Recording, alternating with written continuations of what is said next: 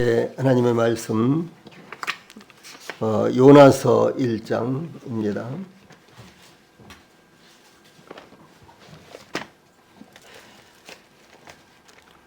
하나님의 말씀 요나서 1장입니다. 요나서는 아모스, 오바다, 요나 그렇게 나갑니다. 요나서 1장 1절 말씀. 요나서 1장 1절 말씀. 앞으로 요나서 1장을 강의를 해드리고 그 다음에 또 여호수아서 23장 24장이 남았는데 23장 24장 차례대로 강의를 해드리고 그리고 또 요나서를 강의를 하고 이제 이렇게 말씀을 전하겠습니다.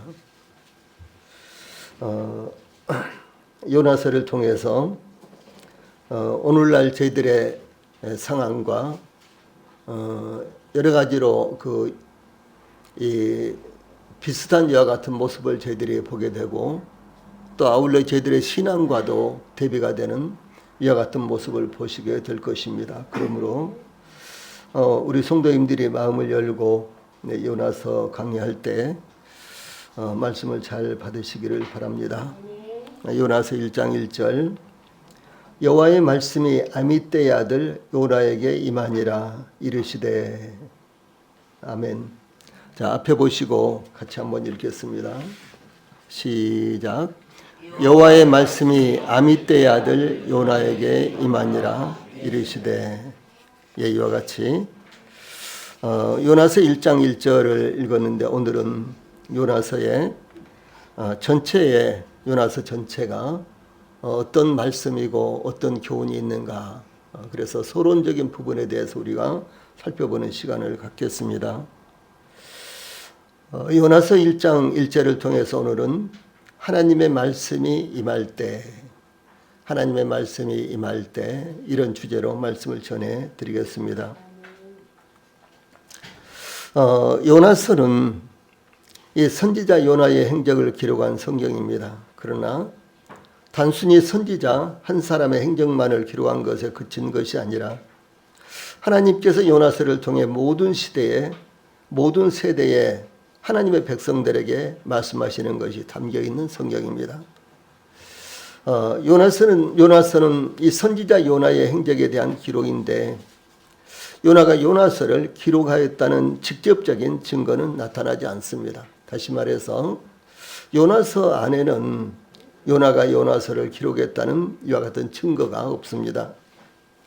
요나서 전체에서 요나는 3인칭으로 나타나지만 2장은 이제 기도문이 담겨져 있는데 2장의 기도문에서는 내가 나를 등과 같은 1인칭 단수로 나타나며 실제 장소와 사람의 이름을 기록하고 있는 역사적인 사건과 요나가 기록했다는 전통적인 견해, 또한 예수님께서도 증언하셨고 이런 등등이 요나가 저자라는 것을 뒷받침하고 있습니다.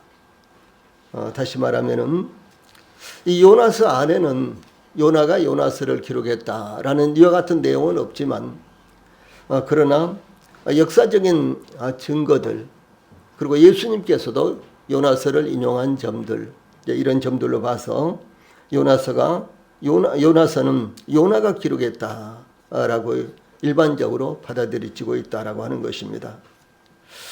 실제로 요나라는 이 선지자는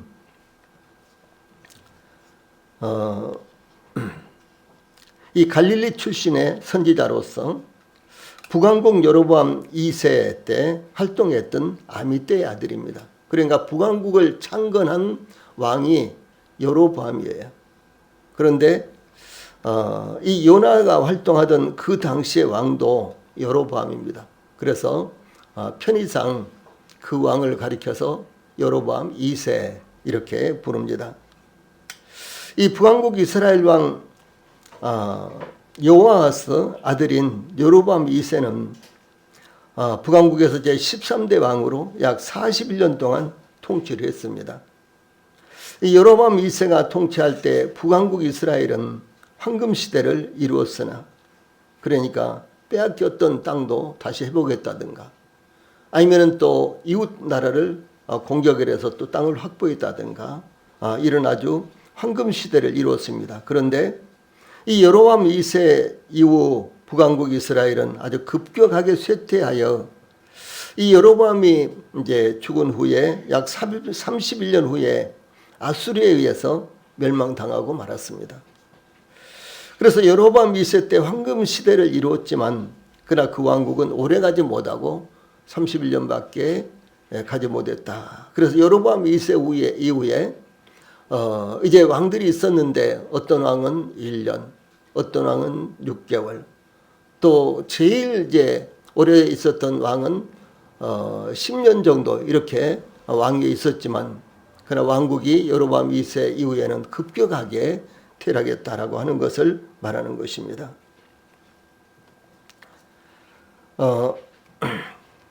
이 여로보암 2세는 북왕국의 다른 왕들처럼 우상 숭배에서 벗어나지 못한 악한 왕으로, 열왕기하 14장 14절에 보면 여호와 보시기에 악을 행하여 이스라엘에게 범죄하게 한 느바세 아들 여로보암의 모든 죄에서 떠나지 아니하였더라, 이렇게 평가하고 있습니다.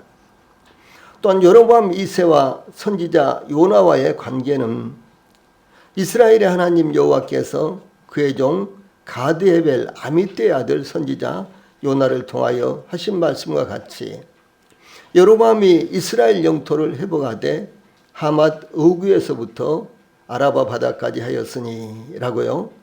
열왕기하 14장 24절 25절에 이렇게 기록되어 있는데, 이 요나에 대해서요, 이 간접적으로 증거할 뿐입니다.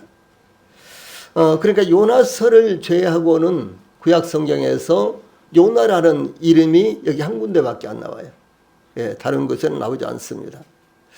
그리고 이제 신약 성경에 가서 예수님께서 이제 공감복음에서 이 요나에 대해서 인용합니다. 요나가 큰 물고기 뱃속에 있었던 것과 같이, 큰 물고기 뱃속에서 3일 동안 있었던 것 같이, 이런 식으로요. 예수님께서 신약 성경에서 공감복음에서 이렇게 인용을 하지만, 정작 구약 성경에서는 요나서 외에는 요나라는 이름이 한 군데밖에 안 나온다라고 하는 것입니다. 이 선지자, 이 요나서는 선지자 요나를 통해서 그 당시 세계를 통치하던 제국 아수리아의 수도 큰 성읍 니느웨를 대상으로 복음을 전하는 선지자 요나의 활약상을 증거하고 있습니다. 그러므로 요나서가 기록된 몇 가지의 목적들이 나타나고 있는데, 그 첫째로 하나님의 심판은 하나님의 말씀을 듣고 악에서 돌이키는 회개를 조건으로 이루어지고 있다는 것을 증거하기 위한 것입니다. 그러니까 아무리 악한 민족이라든가 아무리 악한 개인이라고 할지라도 하나님의 말씀을 듣고 회개하고 돌이키면은 하나님께서 복을 주시지만, 그러나 회개하지 않고 돌이키지 않으면은 하나님의 심판이 임한다, 이와 같은 것을 가르치고 있는 것입니다.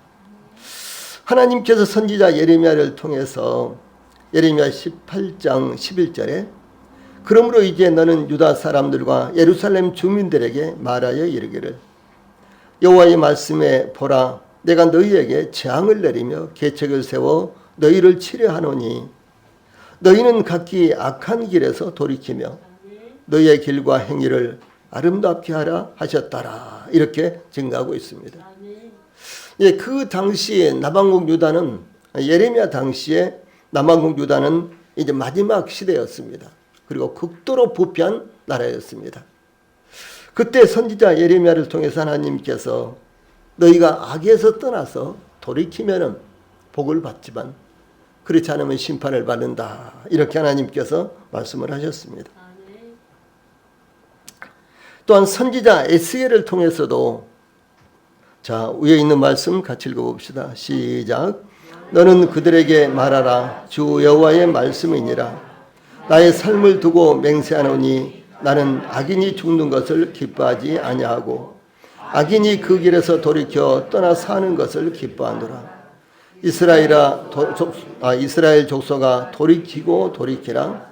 너희 악한 길에서 떠나라. 어찌 죽고자 하느냐 하셨다라. 에스겔서 33장 11절에 이렇게 증가하고 있습니다. 예, 그래서 이스라엘 백성들이 다시 말해서 남한국 유다가 그렇게 악할지라도, 그러나 하나님께서는 악인이라도 그 죽고 심판을 받는 것을 원하시지 아니하신다. 하나님은 악인일지라도 그들이 악에서 돌이켜서 하나님께로 돌아와서 구원을 받는 것을 하나님께서 원하신다. 그러므로 너희 악한 길에서 떠나라. 어찌하여 죽고자 하느냐? 왜 회개하지 않느냐? 왜 돌이키지 않느냐? 이렇게 말씀하신 것입니다. 그래서 하나님께서 나는 악인이 죽는 것을 기뻐하지 아니하고 악인이 그의 길에서 돌이켜 떠나 사는 것을 기뻐하노라. 이렇게 말씀하신 증거가 바로 요나서에 나타나고 있다고 하는 것입니다. 예, 둘째, 하나님께서 죄를 용서하시는 것은 누구든지 하나님에 대한 경외심과 회개하는 것이 그 조건이 된다는 것을 가르치기 위한 것입니다. 예, 사도 바울은 사도행전 20장 21절에서 유대인과 헬라인들에게 하나님께 대한 회개와 우리 주 예수 그리스도께 대한 믿음을 증가한 것이라. 이렇게 이 사도 바울의 전도의 이 방식과 전도의 목적을 이렇게 밝혔습니다. 또한 사도 베드로도 주의 약속은 어떤 이들이 더디다고 생각하는 것 같이 더딘 것이 아니라 오직 주께서는 너희를 대하여 오래 참으사 아무도 멸망하지 아니하고 다 회개하기에 이르기를 원하시느니라. 베드로서 3장 9절에 이렇게 증거했습니다. 여기 회개하다라는 이 말씀은 자기의 가던 길이 잘못된 것을 깨닫고 돌아오는 것, 이것이 회개예요. 다시 말해서 자신이 예수 그리스도를 개인의 구주로 받아들이지 않고 자기의 생각과 그리고 세상 풍속을 따라서 살다가 바로 예수 그리스도가 나의 구주이시구나, 이것을 깨닫고 하나님께 돌아오는 것, 이 돌아오는 것, 이것이 회개입니다. 셋째로 하나님의 자비가 하나님께서 자기 백성으로 선택하신 이스라엘에게만 제한적으로 베풀어지는 것이 아니라 모든 인류에게 동일하게 적용됐다는 것을 증거하고 있습니다. 당시 아수르는 이스라엘의 적대 국가였으며 니느웨는 아수리의 수도로 그 당시에 제국의, 그러니까 유럽에서 가장 큰, 유럽을 지배하고 있는 국가의 세계적인 도시였습니다.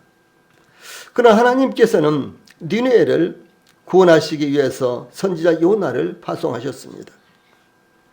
예수님께서 제자들에게 마태복음 28장 19절 20절에서 너희는 가서 모든 민족을 제자로 삼아 아버지와 아들 성령의 이름으로 세례를 베풀고 내가 너희에게 분부한 모든 것을 가르쳐 지키게 하라, 이렇게 지시하셨습니다. 또 사도 베드로는 성령 강림의 오순절에 예수님께서 승천하신 후에 이 약속은 너희와 너희 자녀와 모든 먼 데 사람 곧 주 우리 하나님이 얼마든지 부르시는 자들에게 하신 것이라, 이렇게 증거하고 있습니다. 당시 이스라엘 사람들은 우리는 하나님의 백성들이다. 그래서 우리는 하나님의 은혜를 받을 만한 자격이 있지만 이방인들, 이스라엘 사람들이 아닌 사람들은 하나님의 은혜를 받을 자격조차 없다, 이렇게 하면서요 그들을 소외시켰습니다. 예. 그런데 요나서는 그것이 아니라 하나님은 이스라엘 백성들이든지 이방인들이든지 누구나 하나님께 회개하고 돌아오는 사람들에게는 복을 준다라는 사실을 전하기 위해서 요나서가 기록되었다라고 하는 사실입니다. 넷째로 이 하나님께서 이방 나라에 대한 선교적 사명을 깨닫지 못하는 이스라엘에게 그들의 죄를 깨닫게 하기 위함이었습니다. 즉 하나님께서 선지자 요나에게 너는 일어나 저 큰 성읍 니느웨로 가서 그것을 향하여 외치라. 그 악독이 내 앞에 상달되었음이니라 이렇게 지시했지만 요나는 하나님께서 지시하신 말씀대로 아수리의 니느웨로 가서 복음을 전한 것이 아니라 그 반대 방향인 다시스로 도망을 했습니다. 그 결과 선지자 요나는 다시스로 가던 중 폭풍을 만나 거대한 물고기에게 삼켜지게 되었습니다. 이것은 하나님의 백성이라도 하나님의 뜻을 거부하면 하나님의 심판을 면할 수 없다는 것을 증거하고 있는 것입니다. 이 요나가 하나님으로부터 지시받은 곳은 아수르의 세상 역사에서는 아시리아라고 그러죠. 아수르의 니느웨였습니다. 그런데 그 당시 아수르는 이스라엘의 적대 국가였어요. 그러니까 요나는 그곳에 가기 싫었습니다. 그들이 회개하고 그들이 멸망당하는 것을 원했지 그들이 회개하고 회개함으로 말미암아 그들이 구원받는 것을 원하지 않았습니다. 그래서 하나님께서 아수르의 니느웨로 가서 복음을 전하라 이렇게 요나에게 명령을 했지만 그런데 요나는 그 반대 방향으로 가버렸어요. 그러자 하나님께서 아수르의 니느웨를 심판한 것이 아니라 바로 요나를 심판했다라고 하는 사실입니다. 오늘날 하나님의 복음을 전하지 않는다거나 하나님의 복음을 전하기를 거부한다든가 그러면요 그건 하나님께서 원하시지 않는 것입니다. 하나님은 구원받은 모든 성도들에게 이 하나님의 복음을 전하기를 원하고 계십니다. 하나님께서 이스라엘을 선택하시고 그들을 세우신 것은 이스라엘을 통해서 세계 모든 열방들이 하나님을 알게 되기를 원하신 것입니다. 동일하게 오늘날 하나님께서 저희들을 구원하신 것은 저희들을 통해서 저희들만 구원받는 것이 아니라 저희들을 통해서 하나님을 모르는 사람들, 예수님을 모르는 사람들에게 이 복음이 전해지기를 원하셔서 하나님께서 저희들을 선택하셔서 사용하시기를 원하신 것입니다. 다섯째, 요나서는 이 하나님의 백성들이라도 회개하지 않으면 반드시 하나님의 심판을 받게 된다는 사실을 경고하기 위한 것입니다. 그러니까 이방인들만 회개하지 않으면 하나님의 심판하신 것이 아니라 하나님의 백성들도 구원받은 우리 성도들도 회개하지 아니하면 하나님께서 심판하신다. 이런 사실을 경고하기 위한 것입니다. 예수님께서 총독 빌라도가 어떤 갈릴리 사람들의 피를 그들의 제물에 섞은 일에 대해서 듣자 이렇게 말씀하셨어요. 누가복음 13장 2절 3절 너희는 이 갈릴리 사람들이 이같이 해받음으로 다른 모든 갈릴리 사람보다 죄가 더 있는 줄 아느냐. 너희에게 이르노니 아니라 너희도 만일 회개하지 아니하면 다 이와 같이 망하리라. 이렇게 말씀하시고 이어서 또 제일 아래에 있는 말씀 같이 읽어봅시다. 시작. 또 실로암에서 망대가 무너져 치어 죽은 18사람이 예루살렘에 거한 다른 모든 사람보다 죄가 더 있는 줄 아느냐. 너희에게 이르노니 아니라 너희도 만일 회개하지 아니하면 다 이와 같이 망하리라. 이렇게 말씀하셨습니다. 이 실로암 망대라는 것은 이 적군이 쳐들어오면은 그것을 미리 알기 위해서 높은 망루와 같은 이제 그런 곳인데 그건 단지 그런 목적으로만 사용된 것이 아니라 그 망두는 아주 거대한 집같이 지어져 있어서 그 안에서 모임도 갖고 예배도 드리고 회합도 하고 하는 이런 용도로 사용이 되었습니다. 그런데 그 실로암 망대에 많은 사람들이 모였는데 그 실로암 망대가 무너져 버렸어요. 그래서 아주 많은 사람들이 앞서 사고 이 사고를 당해서 죽은 이와 같은 사건이 예수님 당시에 있었습니다. 그런데 이제 그 당시에 사람들은 그 실로암 망대에 들어갔던 사람들은 많은 죄를 지었던 사람들이야. 죄가 많아서 그들이 하나님 앞에 징계를 받아서 죽었어. 이제 이런 말이 떠돌았다는 거죠. 그때 예수님께서 아니다. 그 사람들만 죄가 있는 것이 아니다. 너희들도 만약에 이스라엘 백성들도 만약에 하나님 앞에 회개하지 아니하면 이와 같은 일이 언제 일어날지 알 수 없다라고 이렇게 말씀을 하신 것입니다. 우리 주변과 이 지구촌 곳곳에서 아주 불행한 사건과 사고들로 말미암아 고통을 당하는 사람들이 헤아릴 수 없이 많습니다. 특별히 지금은 뭐 기후 재난이라든가 뭐 갑작스럽게 뭐 가스가 폭발했다든가 등등 뭐 이런 사고로 말미암아 또 전쟁 때문에 내란 때문에 수도 없이 많은 사람들이 사고로 죽고 있습니다. 우리나라의 경우는 2023년 그리고 2024년 기준이 나와 있는데 하루에 사고로 사망한 사망자가 사고로 인해서 나타난 사망자가 83명이었어요. 하루에. 그 중에서도 교통사고로 사망한 사람들이 하루에 35명입니다. 그리고 이 자살자가 38명이고 고독사가 10명 이렇게 나타나고 있습니다. 우리는 아주 위험한 아주 다리 위에 붕괴가 되고 있는 다리 위에 지금 서 있거나 앉아 있는 것과 같은 현상입니다. 이제 금년 들어서서 이 교통사고가 아주 급격하게 줄어들어서 하루에 7명, 우리나라에서 하루에 7명이 사망자가 나타난다고 합니다. 그리고 이 교통사고는 과거나 지금이나 엄청나게 일어나지만 사망자는 아주 급격하게 줄어들었습니다.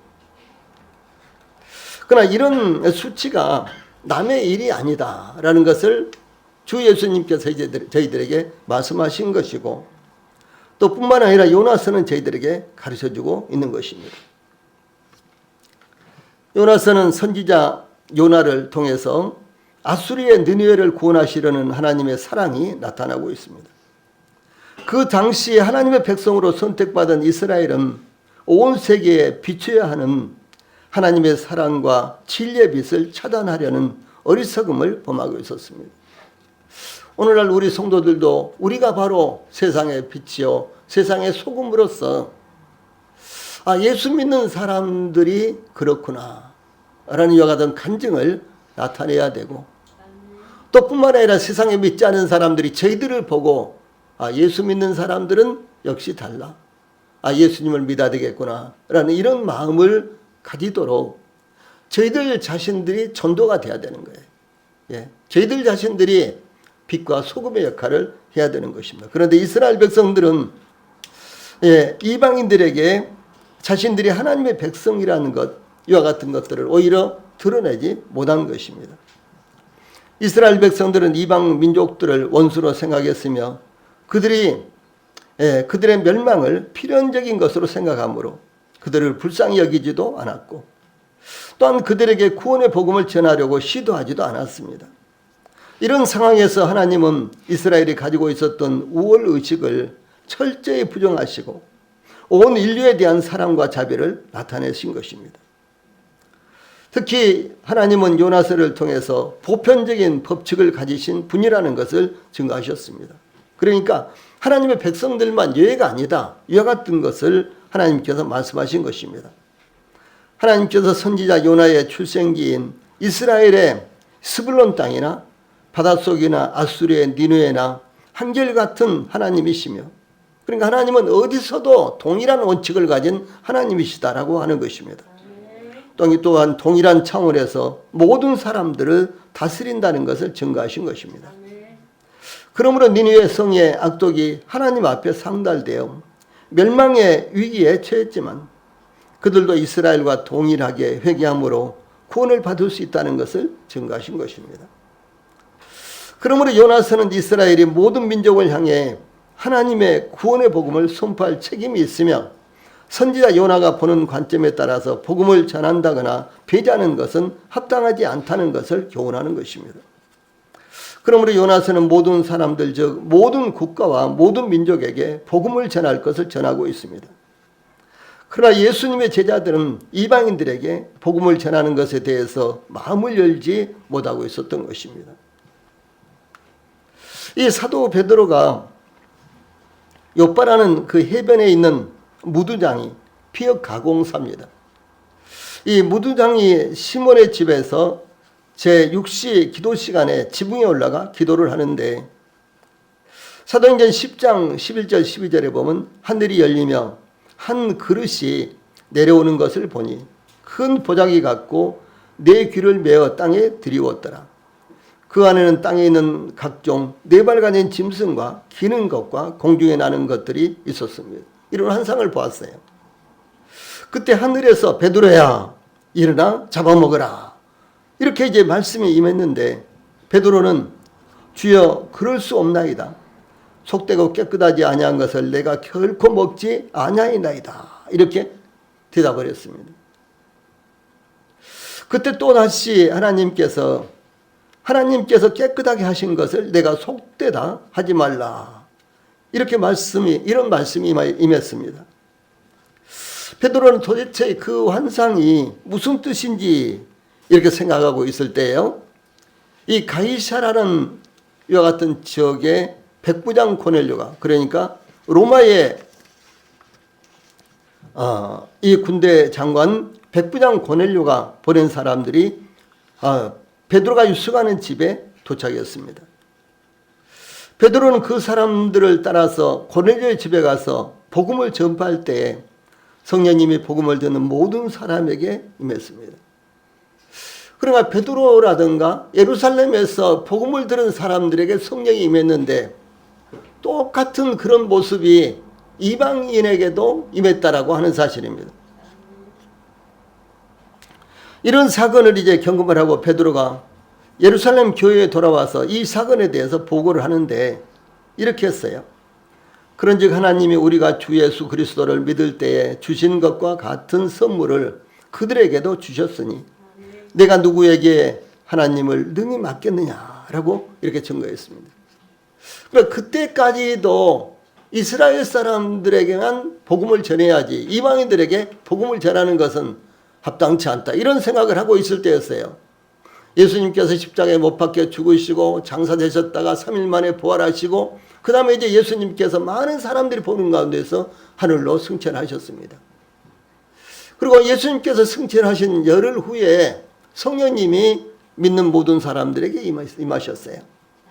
그런데 그 이후에도 제자들은 여전히 이 복음은 이스라엘 사람들에게 전해야 되는 것이고 이방인들에게는 전하면 안 된다. 이방인들에게는 전할 필요가 없다. 왜? 이방인들은 죄인들로서 그들은 필연적으로 멸망할 것이기 때문에 이방인들에게 복음을 전할 필요가 없다. 이런 생각을 갖고 있었어요. 그런데 바로 이와 같은 환상을 본 것입니다.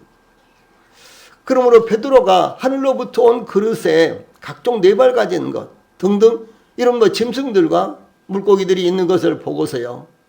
이것이 무엇인가 봤는데 베드로는 그랬죠. 이걸 잡아먹으라 그랬을 때 내가 부정한 것을 먹지 않았습니다. 이렇게 했죠. 그런데 그 부정한 것들은 바로 이방인들을 의미하는 것입니다. 그래서 하나님께서 깨끗하고 하다고 하는데 어떻게 너희들이 부정하다고 할 수 있느냐 이렇게 하나님께서 말씀하셨어요. 그래서 바로 이방인인 고넬료 집에 가서 그 가족들에게 복음을 전했는데 예루살렘에서 그들이 복음을 전할 때 일어났던 상황과 똑같은 상황이 일어나는 것을 보고 하나님께서 이방인들도 복음으로 부르셨구나라고 하는 것을 깨달았다고 하는 사실이죠. 이와 같이 이제 베드로의 보고를 듣던 예루살렘 교회의 사도들과 형제들은 그들이 이 말을 듣고 잠잠하여 하나님께 영광을 돌려 이르되 그러면 하나님께서 이방인에게도 생명 얻는 회개를 주셨도다. 이렇게 증거했습니다. 비로소 이방인들에 대한 복음 전도가 공식화되었던 것입니다. 그래서 오늘날 저희들 이스라엘 사람들이 아닌 저희들이 복음을 듣고 구원을 받지 않아요? 그것이 여기서부터 시작이 된 거예요. 지금 그것을 말씀하고 있는 것입니다. 그러므로 사도 바울은 오직 이스라엘만이 하나님의 선택하신 백성으로서 하나님의 은혜를 입을 수 있다는 것에 집착했던 이런 사람이었습니다.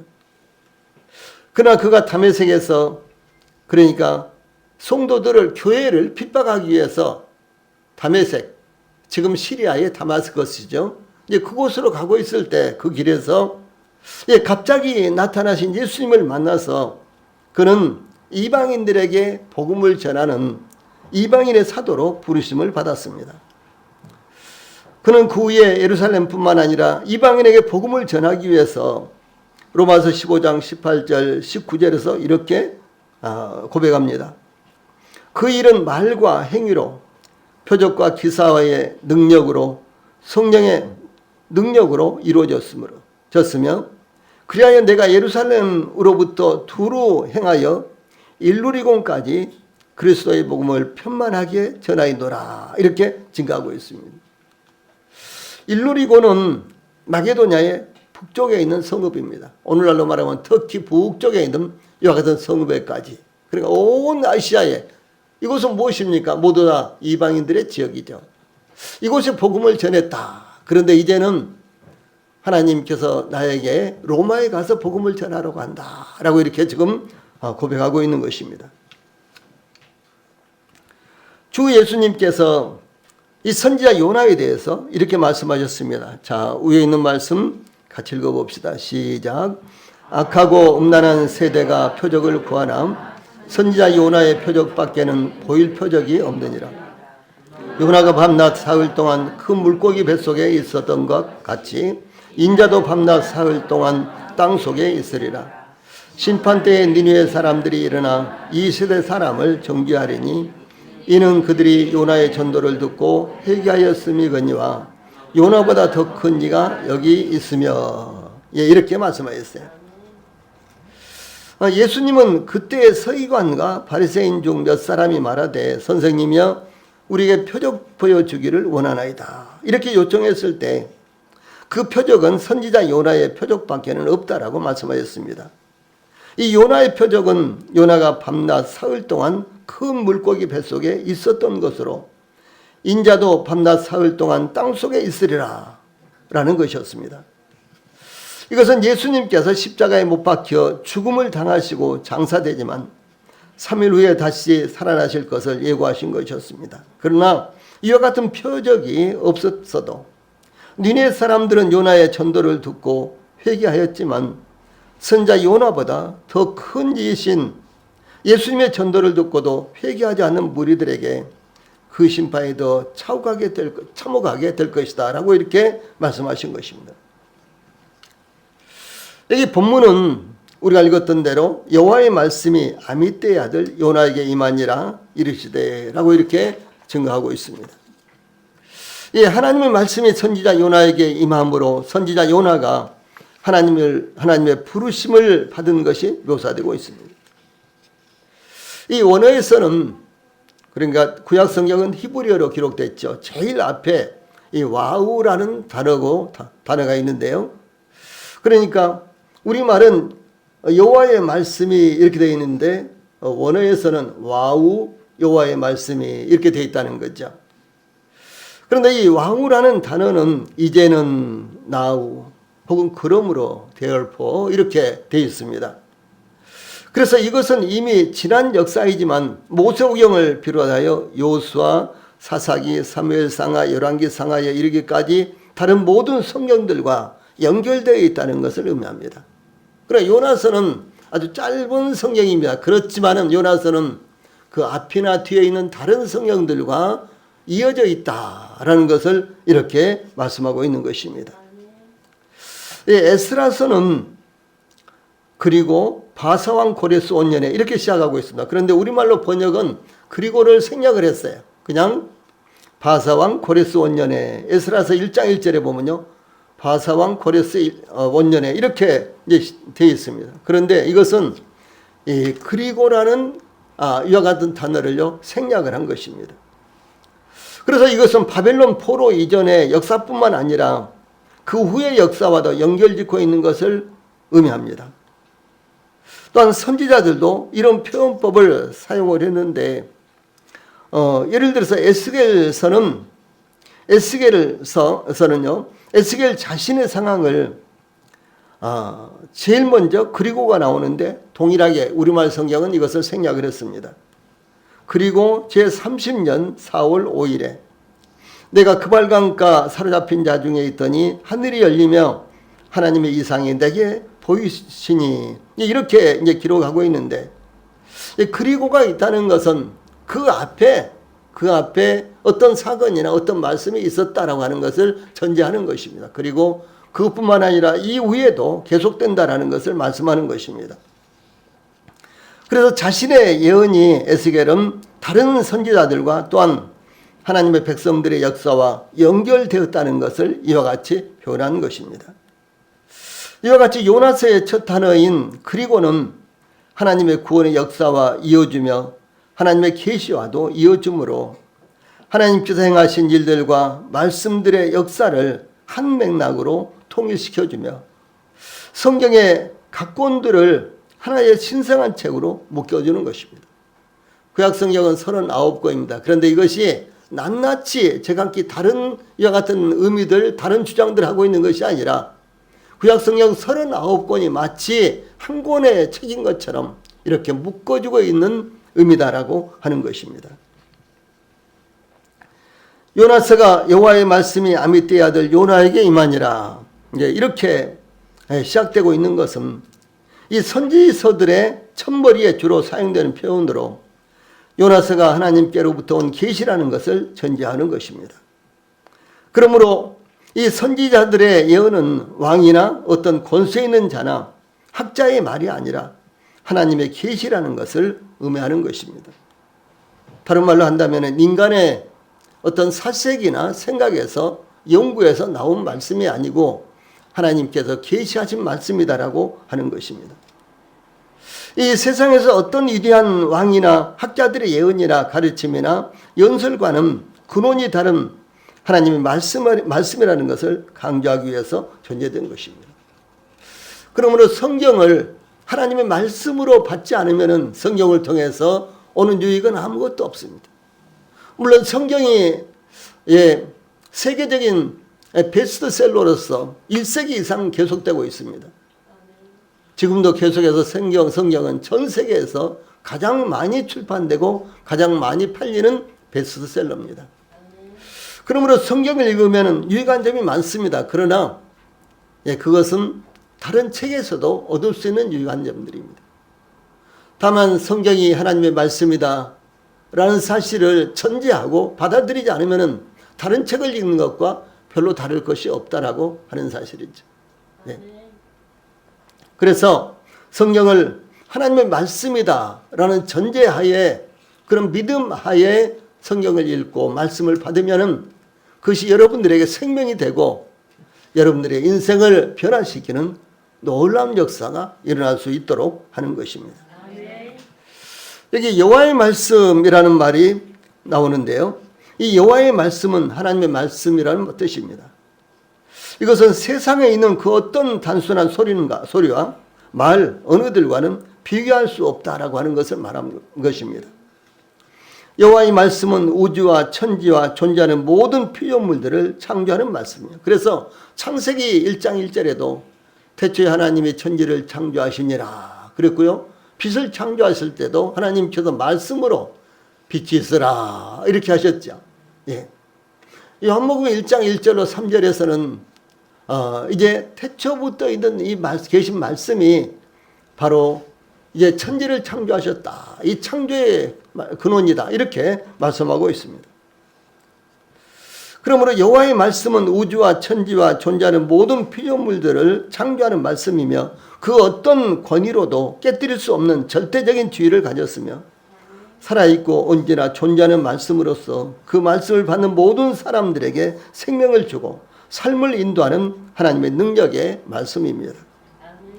그러므로 선지자들은 오직 하나님께서 말씀하신 것 외에 더하거나 제하지 않고 말씀하신 그대로 전파하도록 지시했으며 하나님의 말씀을 받은 백성들은 하나님의 말씀에 순종함으로 하나님께서 주시는 복을 받도록 안내를 했습니다. 저희들도 동일하게 하나님의 말씀에 저희들의 해석을 덧붙이면 안 되는 거예요. 저희들이 이임으로 어떤 해석을 거기다 추가하는 안 되는 것입니다. 그래서 성경에서는 스스로 요한계시록에서도 잠언에서도 여러 군데서 하나님께서 말씀하신 것에 덧붙이거나 제하지 말아라 이렇게 말씀하시고 경고하시는 것입니다. 예, 그러므로 여호와의 말씀에 대해서 다윗은 이렇게 증거했습니다. 하나님의 도는 완전하고 도는 이 말씀을 의미합니다. 여호와의 말씀은 정미하니 저는 자기에게 피하는 모든 자에게 방패시로다 라고 이렇게 노래했고요. 또한 다윗은 시편 12편 6절에서는 여호와의 말씀은 순결하며 흙 도가니 위에 7번 단련한 은갓도다 라고 이렇게 교훈했습니다. 아주 순수하다. 예, 버릴 것이 아무것도 없는 아주 순수한 것이다 이렇게 교훈하고 있습니다. 또한 하나님께서 다윗을 그 모든 원수와 사울 왕의 손에서 구원하신 날에 시편 18편 30절에 하나님의 도는 완전하고 여호와의 말씀은 정미하니 저는 자기에게 피하는 모든 자의 방패시로다 이렇게 노래하고 있습니다.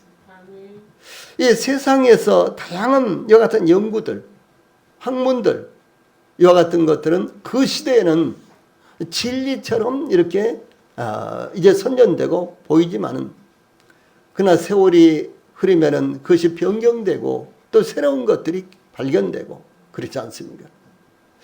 그러나 하나님의 말씀은 이 창세기는요 BC 1400년대에 기록이 된 거예요.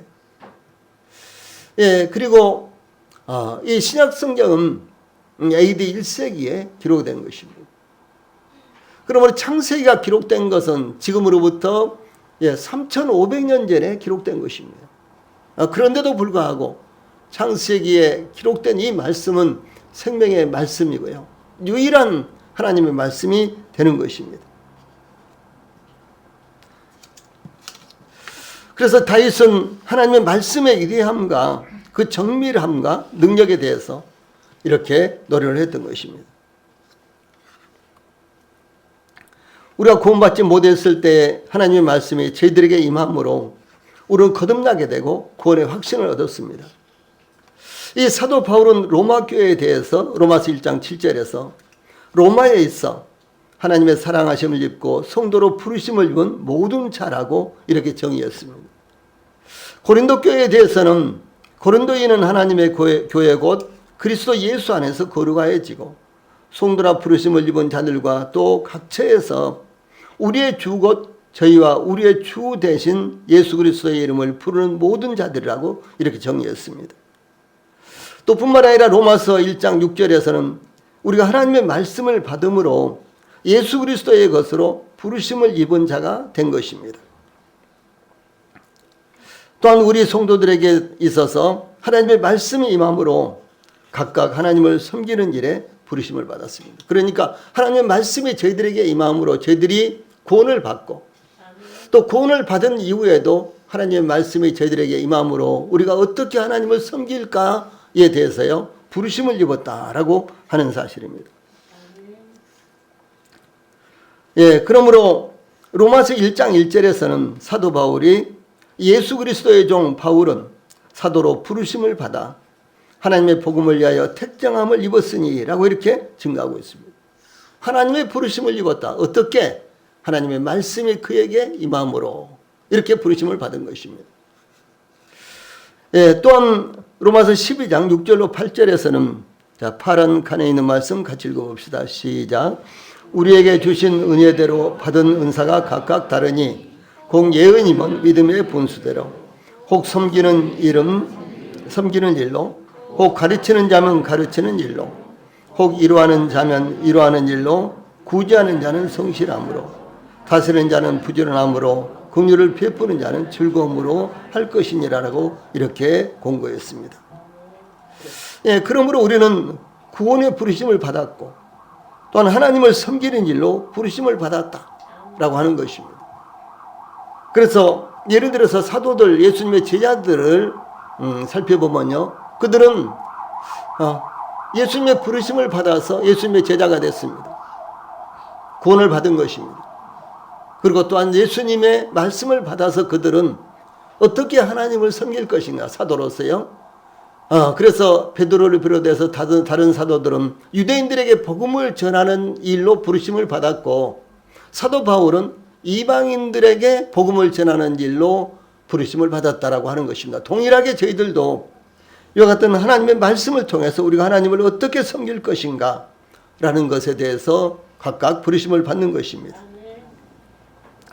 그런데 하나님께서 우리를 부르심에 대해서 로마서 11장 19절에서는 하나님의 은사와 부르심에는 후회하심이 없느니라 이렇게 말씀하였습니다. 그러므로 하나님께서 저희들을 구원하신 것도 저희들에게 어떻게 하나님을 섬기실 것인가 라고 사명을 주신 것도 완벽하다라고 하는 것입니다. 하나님은 후회하심이 없으신 것입니다. 저희들이 비록 연약하고 때로는 무능할지라도 하나님께서 저희들을 부르신 것에 대해서 후회하지 않으시는 것입니다. 그러므로 하나님의 자녀가 된 것에 대해서 또한 우리가 이모저모로 섬길 수 있는 것에 대해서 송사를 받거나 부끄러워하지 않기를 바랍니다. 저희들이 전도지를 가지고 밖에 나가서 아무리 전도지 한 장 받아달라고 애원을 해도 그냥 무심코 지나가 버리고 예민하고 지나가 버리고 가다가 던져버리고 받을지라도 가다가 던져버리고 이런 일을 당할지라도 그러나 하나님은 이것을 귀하게 여기시고 저희들을 필요로 해서 선택하시고 그 일을 하게 하신다라고 하는 사실입니다.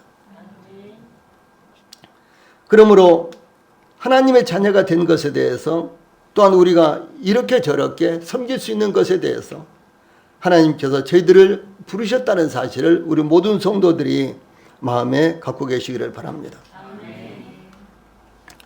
이 본문은 이미 말씀드린 대로 여호와의 말씀이 아미떼의 아들 요나에게 임하니라 라고 하나님께서 선지자 요나에게 말씀하셨다는 것을 이렇게 표현하고 있습니다. 여호와의 말씀이 임하니라 해서요, 임하니라 라는 말씀은 왔다, 여호와의 말씀이 왔다 그런 의미입니다. 마치 우편물이 도착했다거나 사람이 어떤 장소에 도착했다거나 하는 의미와 같이 하나님의 말씀이 선지자 요나에게 오셨다라고 하는 것입니다. 우리 성도들이 설교를 들으면서 하나님의 말씀이 우리 성도들에게 임하고 있습니다. 이것을 느낄 수 있고 이것을 경험할 수 있다면 이건 참 놀라운 일입니다. 또 뿐만 아니라 우리 성도들이 성경을 읽을 때 하나님께서 성경 말씀을 통해서 하나님의 말씀이 여러분들에게 임하는 것입니다. 이것을 여러분들이 지각하고 체험할 수 있다면 이것은 참으로 놀라운 것입니다.